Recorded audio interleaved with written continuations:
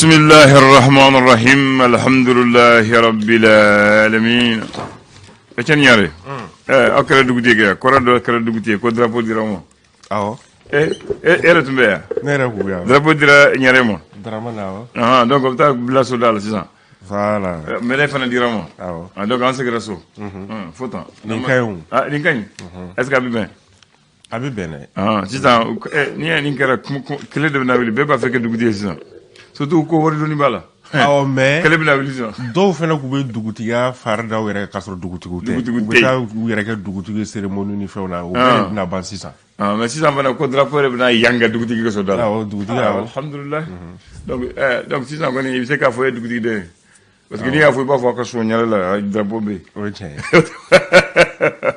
ko bena watido ni ne anga la ko parce que dugutiga tana o mandi de amandi je le vois dugutigi ta dugutigi ta o mandi amandi azini ko gelera after dugutigi bulo na bi trancher ayo ko dugu manga bonye dugutigi mani ko ba chokola ni ko ba chokola ale kay nga fon be dugu situation be do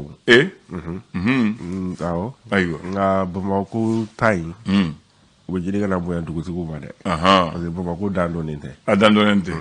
aw ko dugutigi dusuba fana dusu sek dugu mara emuna ni dusu bo na dugutigi etc parce que fika kun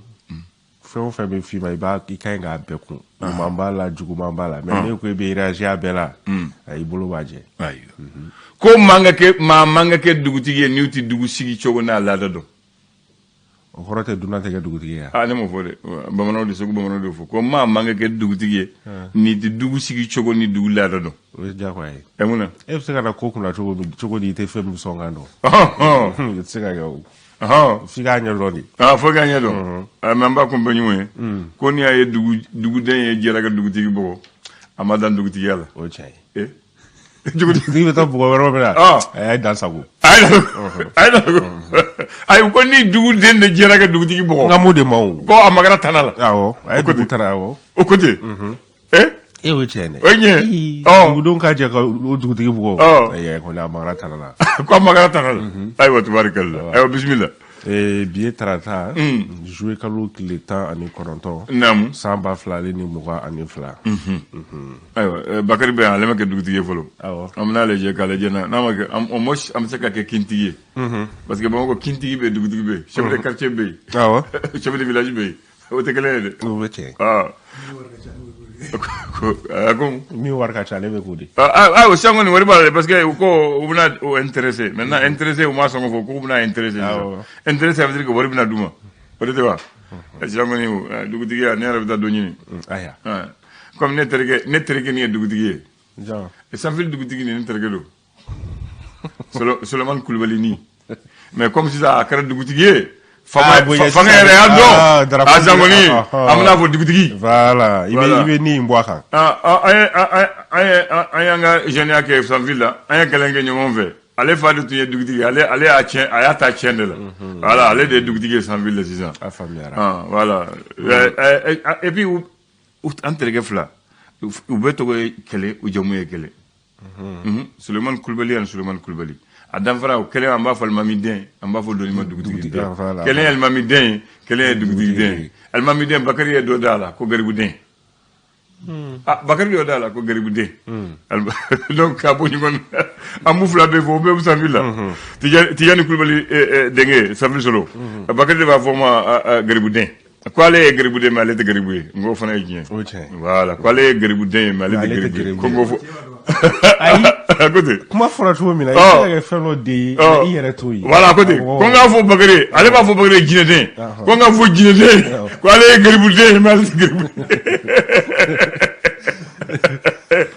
voilà ni t'o dɔn ale bɛ Bakari wele jinɛden de ye voilà ayiwa bon an ka taa n'a ye essor a ko di ale kumana fɛn min kan o de ye dugutigiw a yira k'a fɔ kunungo kɔni Asimi kɔni ye jɔnjɔn kɔni di olu ma metali kɛ drapeau ale ni médaille ka waleɲumandɔn kɔni kɛ u ye ale ni ka u bila bonya minɛn kɔni kɔnɔna na a yira k'a fɔ Mali fan bɛɛ lajɛlen kɔni na dugutigi kɔni bɛ t'i jɔ ba tan boɲɔgɔnko kɔni na metali kɛ chef de fraction u bɛ taa kɛmɛ wɔɔrɔ ale ni 64 na min tali kɛ quartier ɲɛmɔgɔw ni olu ye quartier chef de quartier ye ko bɛ taa ba 8 ni 200 ale ni 23 a yera ka fɔ ni ma ko fɔla wagati min na i ko sisan kɔni bɛna bila u ka bonya minan kɔnɔna na wasa ko bɛ se ka sara u la cogo min na esɔr ale ka laseli don ale bi ani esɔr bɛ to ɲɔgɔn fɛ a yera ka fɔ baki ale kɔni kimɛni baaraw kɔni daminɛna mali fan caman kɔni o fɛ esɔr ali bi ana bɛ to ɲɔgɔn fɛ n bɛ tali kɛ kɔrɔwari finitigi ka 49 min kɔni minɛna a yera ka fɔ togo ɲɛmɔgɔw kɔni bɛ wuli ka jɔ kɔni na ni ka kuma ɲɔgɔnya kɔni kɛ ni mali jamana ɲɛmɔgɔw ye wasa ni ma kofɔlo u bɛ se ka bila cogo min na esɔr ale ka laseli don l'essor bila kɛrɛfɛ l'indépendant ngo segɛrɛ k'a lajɛ indicateur du renouveau c'est l'indicateur de renouveau est-ce qu'il y a du nouveau là-dedans a ko di ale fɛnɛ kumanen bɛ finitigi ka 49 minnu minɛna a yera k'a fɔ an bɛ wagati min na i ko sisan togo kɔni ka ciden kɛrɛnkɛrɛnlenw kɔni bɛ ka na mali kɔnɔna ni ka kumaɲɔgɔn kɔni tɛmɛ ni asimi goyita ye wasa nin finitigi ka kofɔlen ninnu u bɛ se ka bila cogo min na hali bi ani indicateur du renouveau bɛ to ɲɔgɔn fɛ ale fɛnɛ kumanen bɛ bagi ale examenw ka yera k'a fɔ ko kɔni tɛ ka so telefɔni kɔni ko o tɛ ka don centre yɛrɛ kɔnɔna na kuma tɛ salu olu kɔnɔna ma indicateur du renouveau hali bi ani a bɛ to ɲɔgɔn fɛ a yera k'a fɔ san min ni ale kɔni nana dimanche tɛmɛnen a yera k'a fɔ ko a kɔni ye cɛnni kɔni kɛ dugu dɔw la kɛrɛnkɛrɛnnenya la joyilakaw olu fɛ yen nɔ k'olu ka dugu fila kɔni bɛ sanji kofɔlen kɔni ye cɛnni kɛ yen nɔ hali bi ani indicateur du renouveau bɛ to ɲɔgɔn fɛ a yera k'a fɔ min bɛ tali kɛ tanzanikaw olu fɛ yen nɔ ko dabaliban bana dɔ kɔni yera olu fɛ yen o hukumu kɔnɔna na mali ɲɛmɔgɔw kɔni fɛnɛ wililen don ni ka laseli kɔni kɛ mɔgɔw ye ko hakili to u yɛrɛ la an bɛ wagati min na i ko sisan an bɛ taa kulikorokaw olu fɛ yen na yira k'a fɔ n bɛ tali kɛ komanave olu kɔni fɛnɛ ye laseli kɛ ka yira k'a fɔ ko bato olu fɛnɛ kɔni sɔngɔ ko dɔ farala olu kan indicateur du renouveau ale ka laseli don le reporter ka laseli ye jumɛn reporter ale kumana n bɛ tali kɛ journée internationale de la population ko ɲinata kɔni maliyɛn ko a kɔni ɲɛnɛmaya ni ɲɛnajɛw taara kɛ Diogar o kɔnɔna o la hali bi ani reporter bɛ to ɲɔgɔn fɛ cakɛda min ni ale kɔni sigilen don ka fɛnw qualitéw kɔni jate minɛ ni o ye agence malienne de normalisation et de promotion de la qualité ko olu ka san 2022 ale ni 22 budget kɔni bɛ t'i jɔ sefa wari miliyɔn 300 ani a kunkanfɛn o la l'indépendant ale ye mun sɛbɛ indépendant ale kuma bɛ fɛn min kan o de ye finitigilaka Côte d'Ivoire finitigilaka 49 min kɔni minɛna juillet kalo tile 10 tɛmɛnen kɔni mali la yan nɔ yɛrɛ k'a fɔ ko asimi kɔni bɛ an bɛ wagati min na ye ko sisan ko a bɛ ka togo ɲɛmɔgɔ kɔni ka kumaɲɔgɔnya kɔni ɲini wasa bɛn bɛ se ka kɛ fɔlen na cogo min na hali bi ani indépendant bɛ to ɲɔgɔn fɛ a yira k'a fɔ impôt kɔni baarakɛlaw kɔni kɛn bɛ ka baarabila sɛbɛnw kɔni na don ka yira k'a fɔ ko n'u ka baarakɛdaw kɔni yɛlɛma ma don a kɔnɔna na o tu kalo tile fɔlɔ natɔ k'u kɔni bɛna tile 3 baarabila kɔni kɛ indépendant hali bi ani a bɛ to ɲɔgɔn fɛ sisan an bɛ taa sirakɔrɔ megetanakaw olu fɛ yen nɔ yira k'a fɔ lakanabaliya kɔni fanga bɛ ka bonya yen nɔ yira k'a fɔ n bɛ tali kɛ société bɛ ni o ye sumaya fu ye o tigi denmuso ni o ye ami yatasa ya yira k'a fɔ ko bandi dɔw kɔni ye ale bɔnɛ a nin na sirakɔrɔ megetana indépendant ale ka laseli don hali bi ani indépendant bɛ to ɲɔgɔn fɛ cɛmancɛ fanga ale tagabolo jateminɛli hukumu kɔnɔna na ale ni cɛmancɛ fanga ɲɛmɔgɔw ye chronogramme min di ni o ye a baara taabolo ye o jateminɛ hukumu kɔnɔna na ko Goodluck ale kɔni makɔnɔnen don Bamako yan sini mercredi indépendant ale ka laseli don Goodluck Jonathan ala ba amna passeport malien dama Bamako wula le soir de Bamako a ko di soir de Bamako ale kumalen bɛ fɛn min kan Musa Mara ale kɔni kɛn bɛ ka wolomada kɔni kɛ k'a yira k'a fɔ ko mɔgɔw ka jateminɛ kɔni kɛ kɛrɛnkɛrɛnnenya la cɛmancɛ fanga ɲɛmɔgɔw ko kalo natɔw kɔni na ko gɛlɛya kɔni bɛ se ka na mun kɔnɔna na a yira k'a fɔ ko Mali kɔni mako bɛ miliyari 1,000 bɔɲɔgɔnko o de la wasa gɛlɛya kofɔlen ni ka a kunbɛn Mali ale ni MINUSMA ale cɛ la an bɛ wagati min na ye ko sisan ko gɛlɛya kɔni bɛ soir de Bamako ale ka laseli don Ali biana be to ɲɔgɔn fɛ soit de Bamako ale fɛnɛ kumali bɛ metali kɛ un peu mɔgɔ olu kɔni ka tile saba baarabila kɔni ka min n'a bɛna daminɛ u tɛ kalo tile fɔlɔ natɔ. Olu yɛrɛ bɛna jambe gɛlɛya le bɛna baarabila. Ayiwa le républicain. Républicain ale kumalen no metalikɛ fintigila ka kofɔli olu ka metalikɛ Côte-d'Ivoire fintigilakaw la mun kɔnɔna na Asimi Goïta ale y'a yira k'a fɔ ko ale kɔni labɛnnen don ni ka kumaɲɔgɔnya kɔni kɛ ko nka kumaɲɔgɔnya kofɔli la ka kɛ bonya ale ni Mali o ka danbe kɔni bonya ni hukumu o kɔnɔna na. Hali bi ani républicain bɛ to ɲɔgɔn fɛ baki hukumu kɔnɔna na a yira k'a fɔ candidat minnu kɔni bɛ a la ɲina ko bɛ t'i jɔ ba kɛmɛ ale ni 92 ani 2 ni 400 ale ni 40 ani 2 la olu de kɔni bɛ examen kofɔlen o la. Républicain ale ka laseli don. Ala ka nɔgɔya u ye. Mali tribune an b'a kuncɛnɛ ale jɛni tribune siri la fiɲɛ kana taa n'a ye. Mali tribune ale kumalen no fɛn min kan o don an bɛ wagati min na i ko sisan ko chinois ka sanu bɔcogo kɔni kɛn bɛ gɛlɛya kɔni ye. An bɛ wagati min na i ko sisan ko sɛnɛw kɔni tɛ ka se ka kɛ yɔrɔ dɔw la ka sabu kɛ chinois ka sanu bɔcogo kɔni k'a kɛn bɛ ka u ka sɛnɛkɛyɔrɔw kɔni tiɲɛ. Mali tribune ale ka laseli don an bɛ saloli kɛ n'ale. Etienne Ɲare kunu ye tun bɛ kɛnɛ kan dugutigi b'u bilala u ka minɛnw kɔnɔ. Dugutigi o ye ladala ye an ka kɔrɔlen de don. Fɛn dɔ tun bɛ kɛ olu tɛ kɛ sisan o de kama sisan diɲɛ tiɲɛna sigiyɔrɔw tiɲɛna duguw tiɲɛna kabilaw tiɲɛna maa tɛ maa bonya. O ye jumɛn ye? Dugutigi alimami olu ye maa bonyalen don. Awɔ. Dugu kibaruya bɛɛ bɛ kɛ dugutigi ka bulon na walima min fɛ o tɛ kelen ya a filanan ni maa o maa n'i nana dugu kɔnɔ n'i kɛra dugu sigiba ye fo jago i ka taa dugutigi fɛ n'i bɔra i bɛ taa alimami fɛ n'i ye silamɛ sisan mɔgɔw t'o kɛ mɔgɔw bɛna kin na k'u ka so jɔ ka yɛlɛma u tɛ dugutigi ɲini u tɛ alimami ɲini.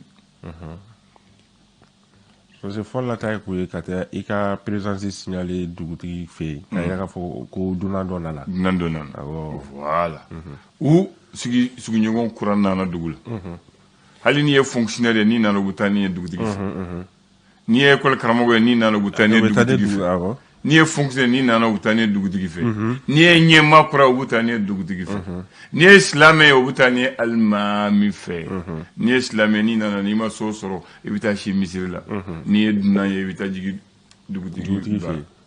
n'i den tununna u bɛ taa dugutigi fɛ awɔ ni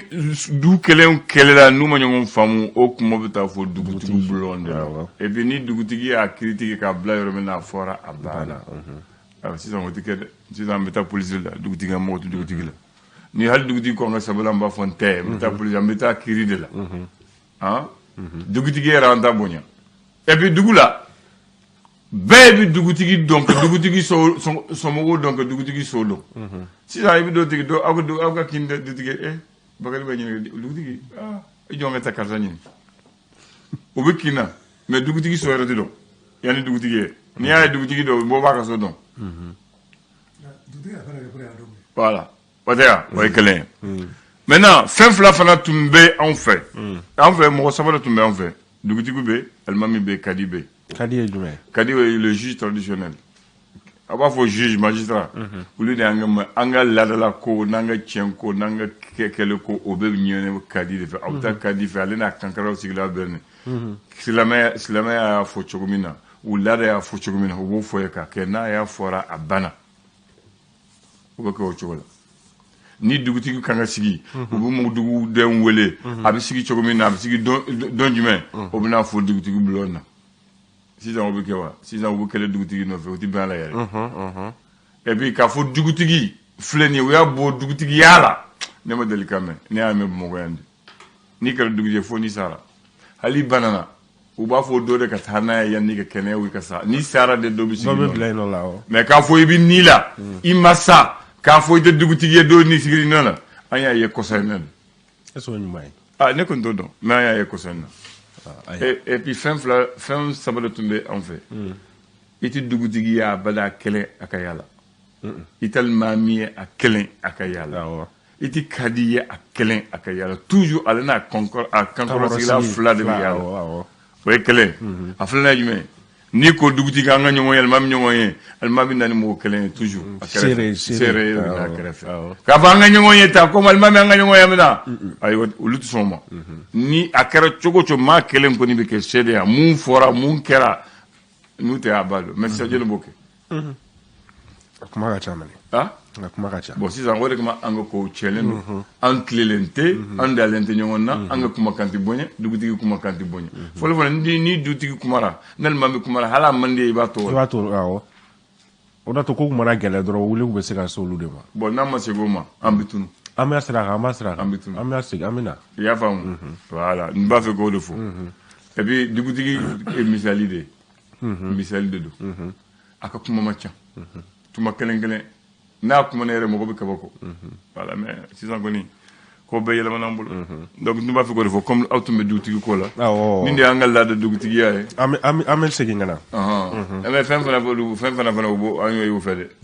dugutigi alimami ka di muso kelen fɛ a ka ca u bɛ toujours muso 2 3 4 o kɔni an fɛ ni sisan tɛ dugutigi kɔni jama de don jama de b'a ka so a b'i dɔn a t'i dɔn i bɛna dumuni kɛ i bɛ taa o ye cɛ ye an b'o de dɔn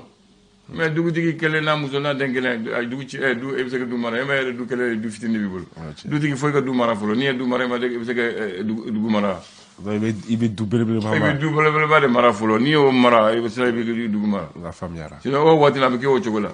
voilà duba de tun ye dugutigi ka du ye du fitinin tɛ kabilatigi don